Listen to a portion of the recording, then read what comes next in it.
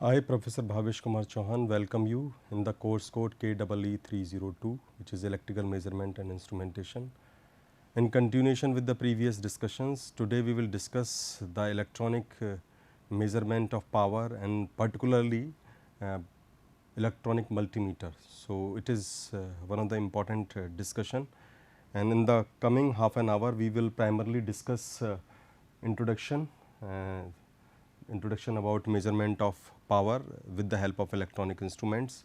Earlier we discussed it in context of wattmeter, but this time we will be discussing in context of uh, power measurement in wide frequency range, because initial discussion was restricted to only power frequency, that is 50 hertz, but now we will be talking about other frequencies also.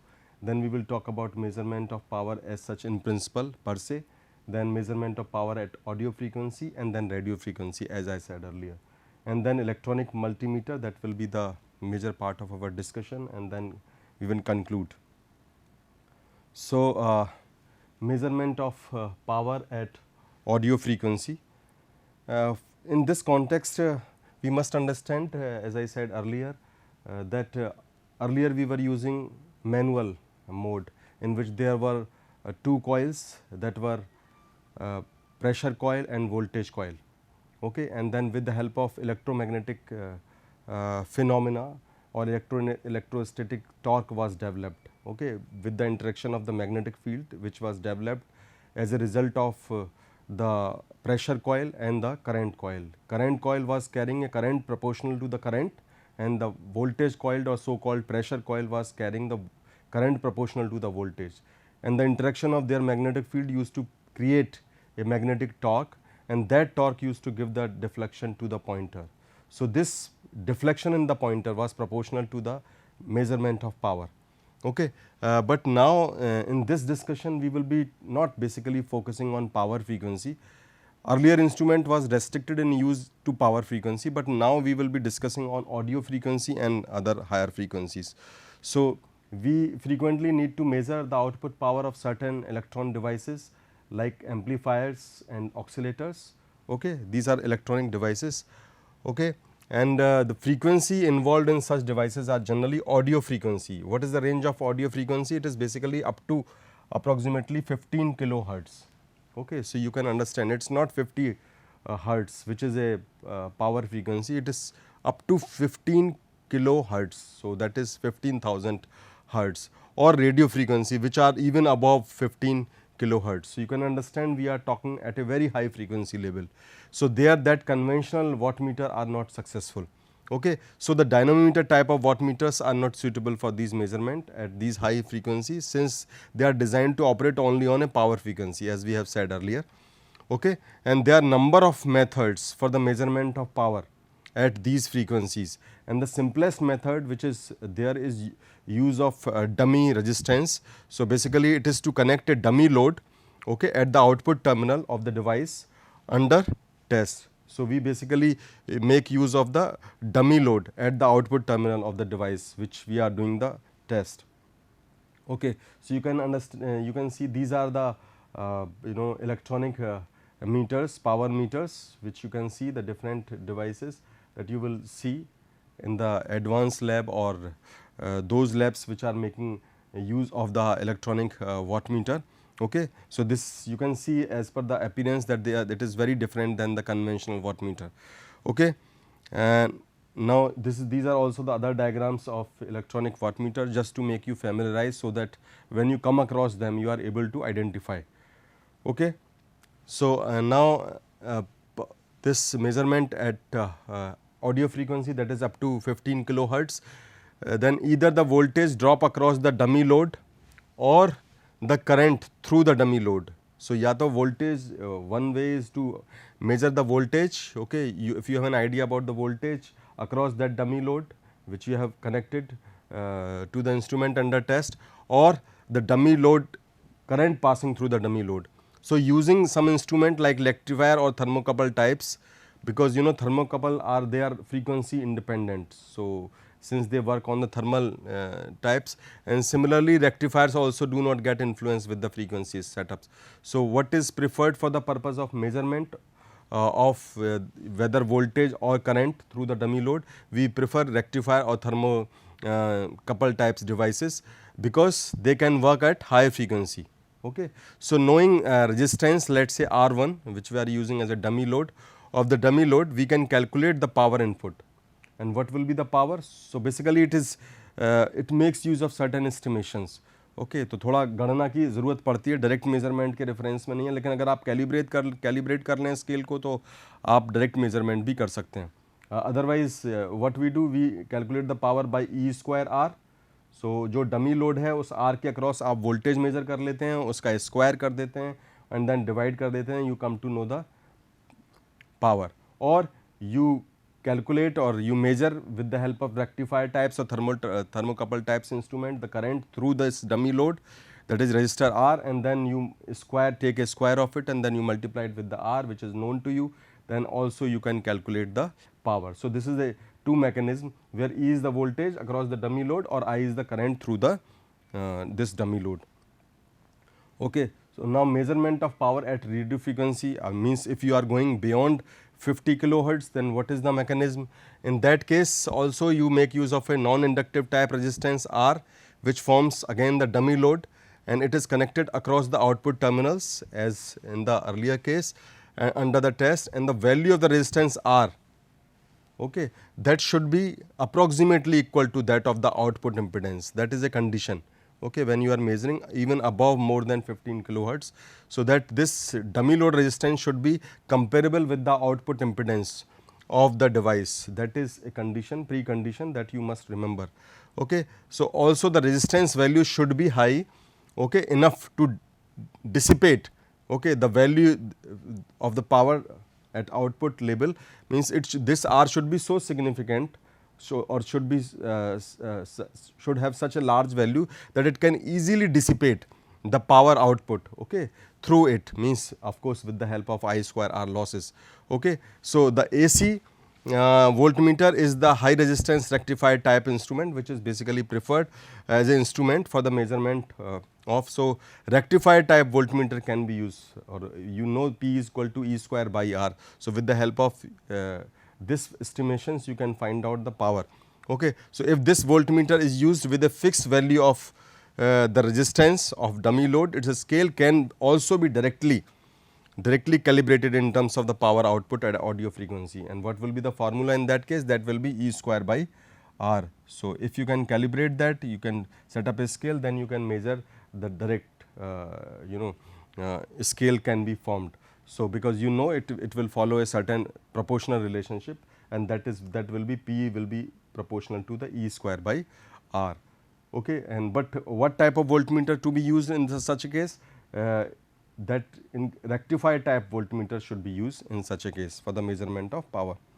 Okay. So, decibel DCB scales can be used. So, AC voltmeter used for the measurement of power output are provided with the decibel, and okay, and the scale provided measured of the power level in decibel under certain conditions. So, that dB scale is followed, and the formula that basically applies in this case, mind it, we are talking about the higher frequencies.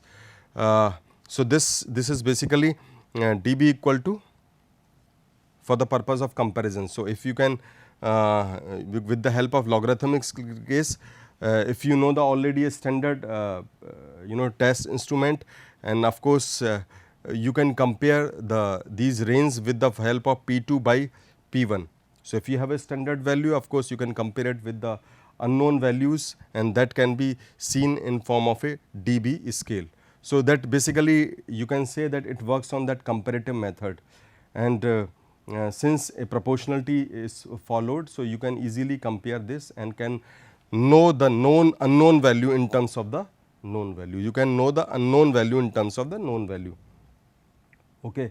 So, measurement of this at radio frequency, another way is another important fact in this context is that the instrument which are used for the measurement of power at radio frequency or microwave frequency, even higher than that they are of two types. One is we make use of the absorption power meters, okay, basically which contains the on load, and also through the live power meters. Okay. So, these you should remember, this is important from the objective point of view also, or objective questions, where the load is located at a remote distance from the meter. So, live power meters are used where the load is located at a remote distance, at far away distance from the meter. So, absorption type of meters which are used for these radio frequency setups, or even microwave higher than that, more accurate. So, these absorption type meters are more accurate because they contain a 50 ohm load for the radio frequency work. Okay. And the most commonly used instruments currently used in these laboratories are based upon the thermistor, as we said, or thermocouple or diode sensors. We have also discussed earlier that whenever you talk about higher frequency setups, then either rectifier type instruments are good for them, or thermal. As you can see, you can see that thermistors and thermocouple both come in the category of thermal type. So, this is how okay. Now, for the radio frequency, again the power sensor should accept the radio frequency power input, since the meter connected to the sensor measures the power, okay, measures the power which has been accepted.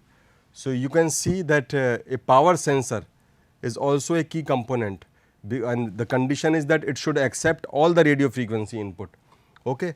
And since the meter is connected to the sensors which measures the power which it has accepted, but due to the mismatch between the impedance of the radio frequency source and the sensor, some of the power is reflected back.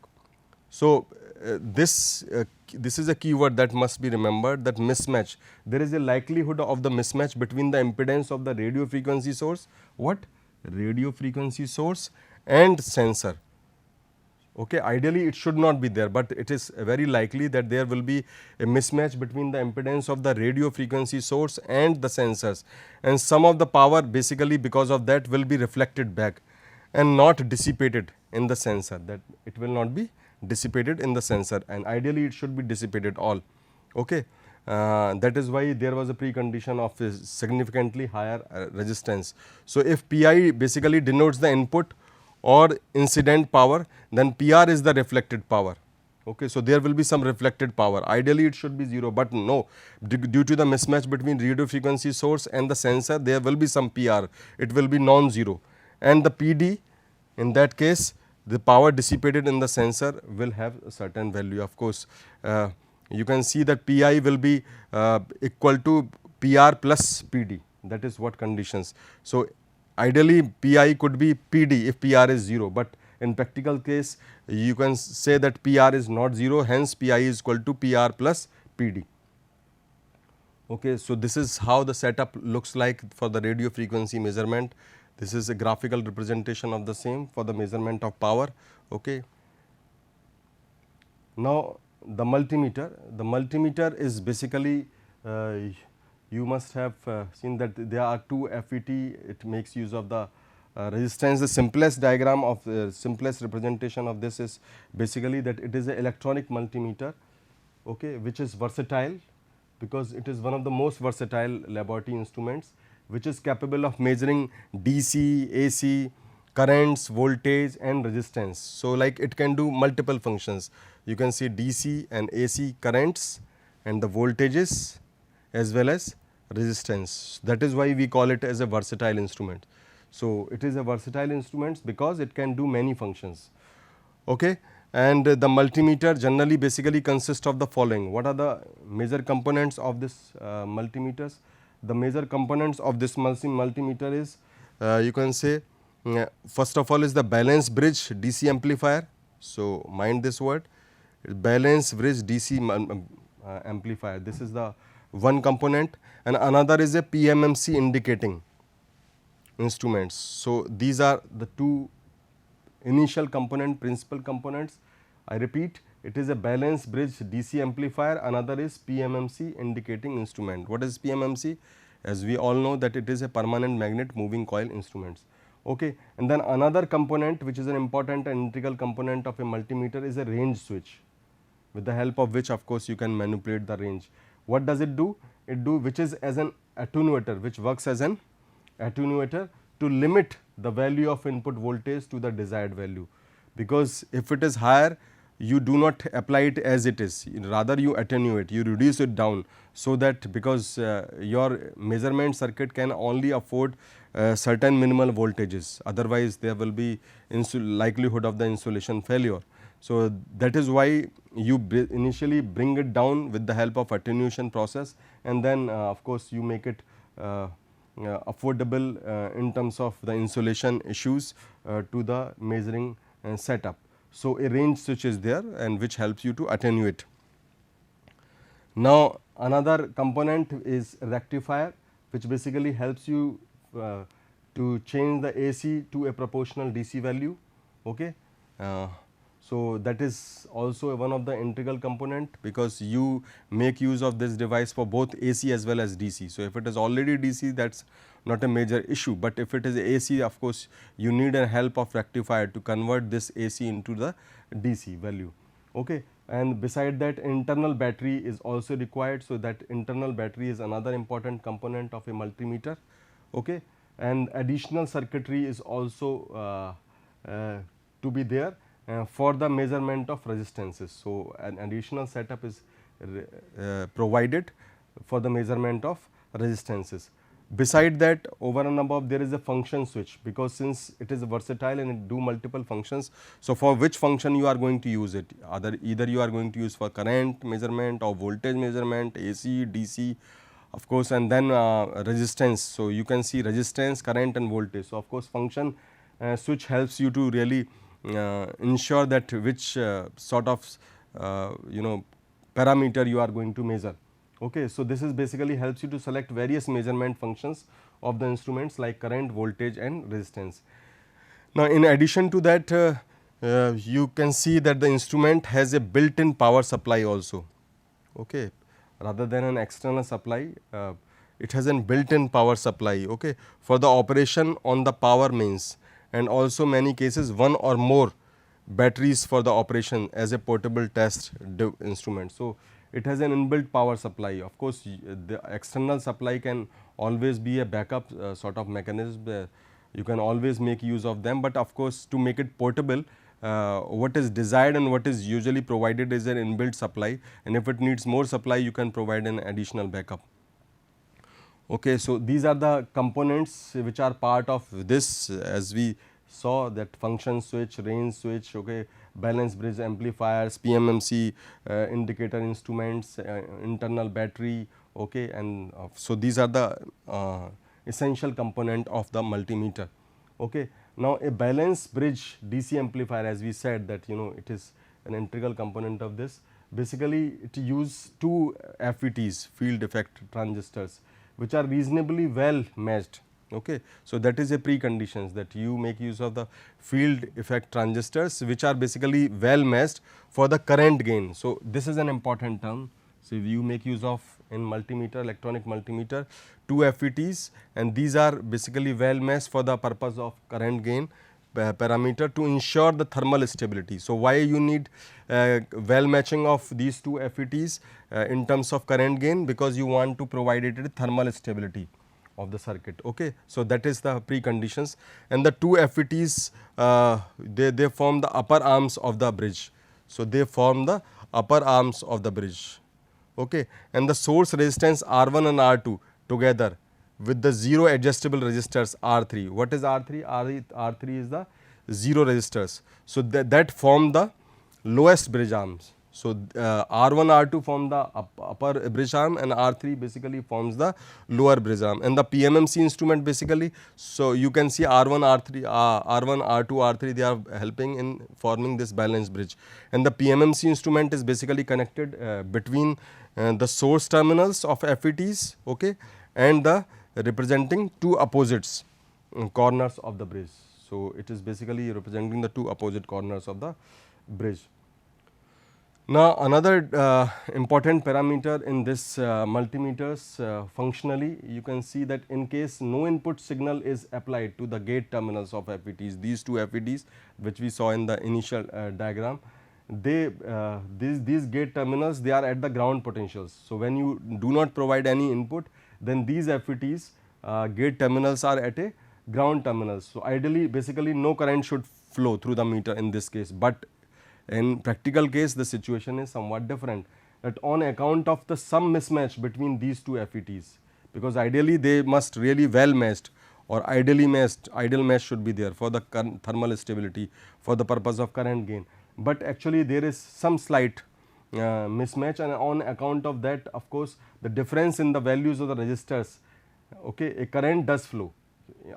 Ideally there should not be any current, but a current does flow because of this mismatch, okay, and this current is basically needs to be reduced to 0, and that is done with the help of a 0 adjustment resistance, that is R3, which we discussed earlier also. So, that R3 basically helps you to set the 0, because ideally 0 current should come because of the well matching, okay, of these two FETs, but practically it is not so. So, that is why you take a help of R3, so that you can ensure 0 value, and in that case you ensure, by this condition you ensure that your bridge becomes balanced. That is why we are talking or mentioning it as a balance bridge amplifier all the time.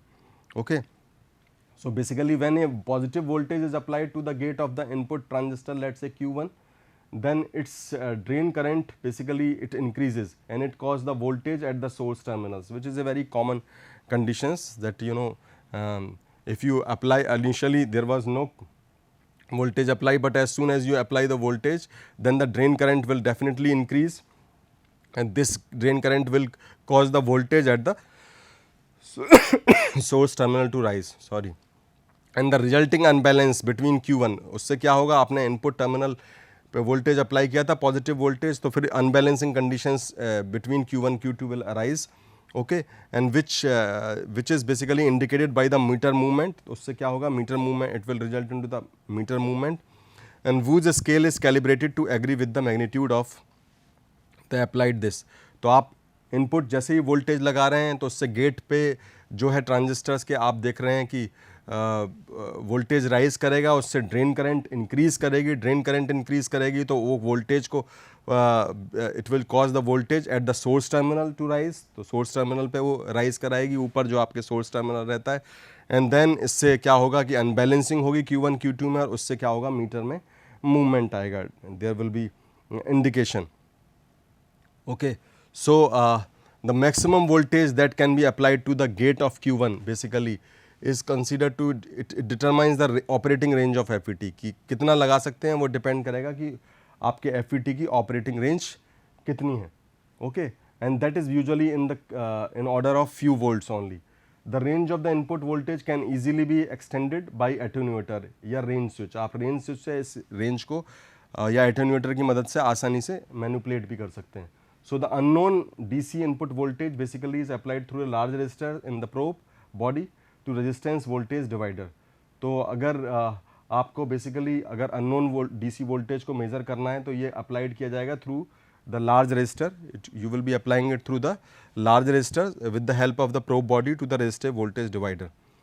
और इसमें ये देखेंगे कि value जो हमारी range आती है वो 3 मेगा ओम, और अगर टोटल की बात करें तो this 3 mega ohm is just part of full range, that is 11.3. So the circuit is so arrange, basically circuit is so arrange that the meter deflects the full scale. Okay, circuit का आप arrangement इस तरीके से करते हैं कि जो full scale reading आएगी that will be with the help of the 3 voltage applied to the tip of the probe. अगर 3 वोल्ट आप प्रोब पे लगाएंगे तो आपको फुल स्केल डिफ्लेक्शन मिलेगा. Okay, an input voltage of 12 volt is basically required, that is another condition which causes the same full scale meter deflection. तो अगर input voltage आप 12 वोल्ट का लगाएंगे, या प्रोब के रेफरेंस में तो कंडीशन 3 वोल्ट की थी, नाउ बेसिकली ये जो 12 वोल्ट की कंडीशन है, it is resulting with the help of the range switch. Okay, it is resulting with the help of range switch which is at 12 volt position. तो अगर आपने range switch को 12 volt position पे mark कर दिया, तो gate voltage क्या है, वो डेवलप होगा किसके अक्रॉस, 2 मेगा ओम के across.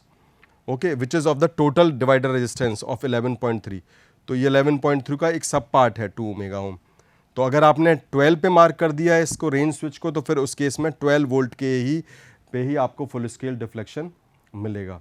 Okay, so that must be kept in mind, that is a major deviation. सो यहाँ आप ये देखिए मल्टीमीटर का एक सिंपलर सा डायग्राम। तो आप ये देख रहे हैं ये प्रोब है, ओके, एंड प्रोब में आप ये देख रहे हैं कि that is one is the negative probe, this one, and this is a positive probe. So usually ये colour identification scheme is commonly used, okay. उसके अलावा अगर आप देखें तो ये LCD का रिप्रेजेंटेशन है जहाँ पे आपको दिखाई देंगे ये आपका यू कैन सी कि फंक्शन स्विच है, कि फंक्शन स्विच अगर आपको क्या मेज़रमेंट करना है, कि आपको DC वोल्टेज मेज़र करना है तो आप इस तरफ इसको मार्क कर देते हैं, अगर आपको AC वोल्टेज करना है तो आप इस नॉब को इस तरफ मार्क कर देते हैं, तो you can see this is AC voltage, okay. Resistance measure करना है तो आप रेजिस्टेंस के रेफरेंस में रेंज को भी सेलेक्ट कर सकते हैं, तो that is like you can see 2 mega ohm और सो, ओके। और करंट के रेफरेंस यहाँ पे भी आप देखेंगे रेंज रेजिस्टेंस के रेफरेंस में सिलेक्शंस है, ओके। और ये कॉमन सॉकेट है, आप यहाँ देख रहे हैं ये प्रोब्स को कनेक्ट करने के रेफरेंस में दीज आर गिवन। ये 10 एम्पियर का सॉकेट है अगर आपको देखना है, ओके। यहाँ पल्स जनरेटर के प्रोविज़न दिए हुए हैं। तो बेसिकली ये जो अगर डायल सेटिंग देखेंगे तो आप इसके सेलेक्टर स्विच को या फंक्शन स्विच को आप in these multiple positions you can connect. Now what are those multiple positions that you can select? You can see here clearly ये आपका रोटेटरी स्विच है जो आप वहाँ देख रहे थे। यहाँ इनपुट प्रोब की मदद से आप एक सिग्नल दे रहे हैं, ओके। तो यहाँ देख रहे हैं कि यहाँ अगर AC वोल्टेज है तो then this is a selector switch, okay. तो आप यहाँ देख रहे हैं कि कैलिब्रेटेड अटेन्यूएशन इज गिवन।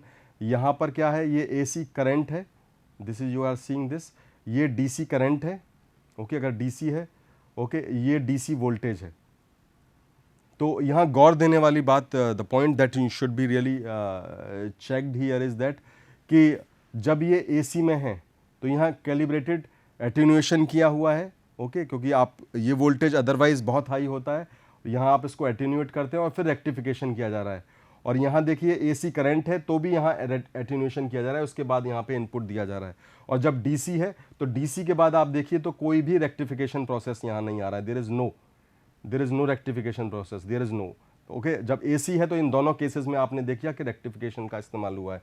तो DC करंट और DC वोल्टेज के लिए डायरेक्टली यहाँ फीड हो रहा है, ओके। और ये एनालॉग टू डिजिटल कन्वर्टर है, और एनालॉग टू डिजिटल कन्वर्टर के बाद ये डिस्प्ले पे आप देख पा रहे हैं, चाहे रेजिस्टेंस हो, चाहे करंट हो, चाहे वोल्टेज हो। तो ये आप ये देख रहे हैं करंट वोल्टेज दिस।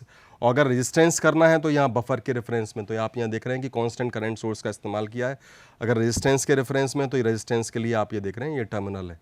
तो this is for resistance and these are for voltage AC, and this is AC current and this is DC current and this is DC voltage. तो AC DC वोल्टेज करंट को भी major कर लेता है और ये resistance को भी। सो मल्टीमीटर कंक्लूड क्या है कि concluded multimeter is a versatile device that helps us to measure the AC current and DC current as well as DC voltage or AC voltage as well as resistance. So by using function switch we can do all these sorts of functions. So I will request you to make use of this in the laboratory also. Thank you very much. We will continue our discussion next lecture also. Namaskar.